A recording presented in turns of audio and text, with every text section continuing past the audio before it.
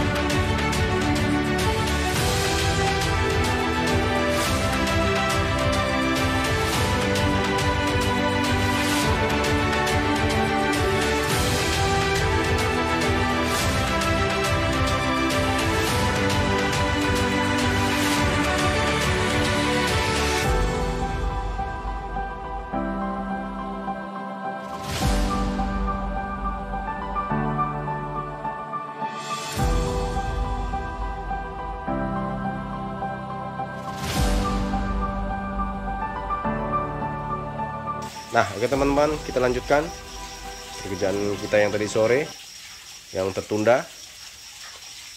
Nah, ini kondisinya setelah kita pasangkan, intake udah, EGR udah, kemudian box filter udah, turbo udah, downpipe udah, baterai, pushbox, tabung radiator udah.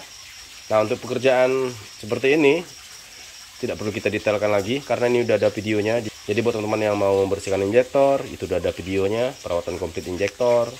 Kemudian cara melepas pushboxnya juga udah ada videonya, cara melepas turbo, downpipe, penggantian oli, kemudian cara pemasangan, cara membersihkan lubang injektornya. Nah, jadi sekarang tinggal pekerjaan kita mengganti oli. Tuh, olinya kita siapkan. Nah, kemudian kita cek pengabutan. Setelah kita cek pengabutan, kemudian kita bersihkan lubang injektor. Nah, lanjut kita nyalakan mesinnya. Nah, cuma nanti setelah nyala kita mungkin tidak bisa running malam ini berhubung headlampnya belum kita pasang. Jadi kita hidupkan aja dulu mesinnya. Besok baru kita lanjutkan, kita coba running mobilnya. Jadi sambil ngopi di garasi, sambil nyantai, kita lanjutkan pekerjaan yang tertunda. Injektornya udah kita bersihkan. Nah, ini injektornya. Nah, nanti kita juga ada penggantian ring. Jadi buat teman-teman yang habis melakukan pencucian injektor atau servis injektornya, misalkan dicek ringnya, kalau misalnya udah tipis atau udah gepeng atau udah gores, ya udah sekalian aja ganti dengan ring yang baru. Nah, sekarang kita ganti dulu olinya. Nah, oke teman-teman, kita cek pengabutan. Untuk cek pengabutan, posisi injektor terpasang menghadap ke atas.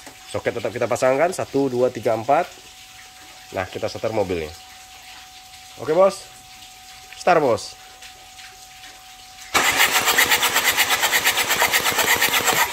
Oke, 1, 2, 3. Coba lagi bos, yang nomor 4 bos.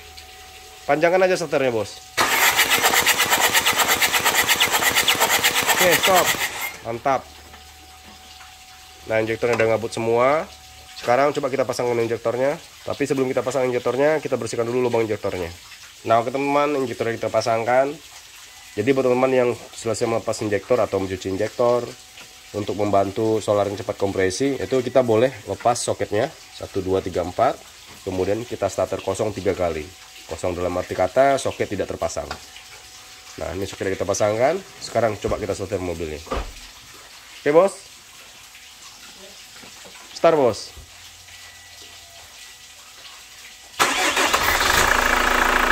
Oke, mantap. Coba matikan dulu, matikan dulu. Oke, coba start lagi.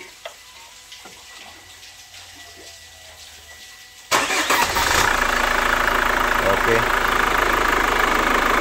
Besok kita lanjutkan. Coba besok kita running mobilnya, kemudian kita cek apakah semuanya normal. Nah, sekarang kita biarkan mesinnya nyala 10 atau 15 menit. Mesinnya terdengar akan semakin halus dan semakin rata. Nah, oke teman-teman, selesai sudah pekerjaan kita, yaitu cleaning total di kap tipe AFL tahun 2012. Jadi proses cleaning ini sama dengan video-video kita sebelumnya, cuma yang membedakan mungkin di saat kita cleaning kita menemukan part-part yang harus kita remajakan.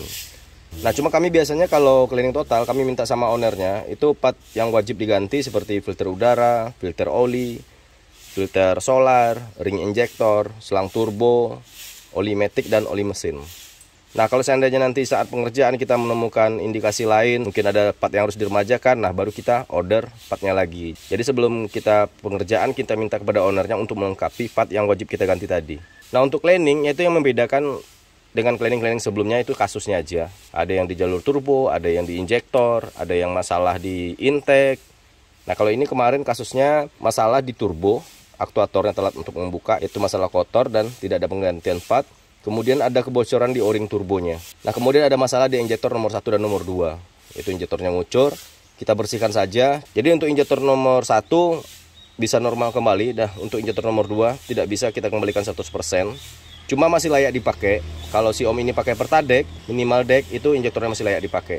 Tapi tidak rekomen kalau si omnya isi biosolar. Nah, alhamdulillah semua kasusnya terselesaikan. Tinggal pengerjaan kita pemasangan bumper sama headlamp. Nah, ini tidak usah kita videokan. Nah, sekarang coba kita starter mobilnya. Coba start, bos.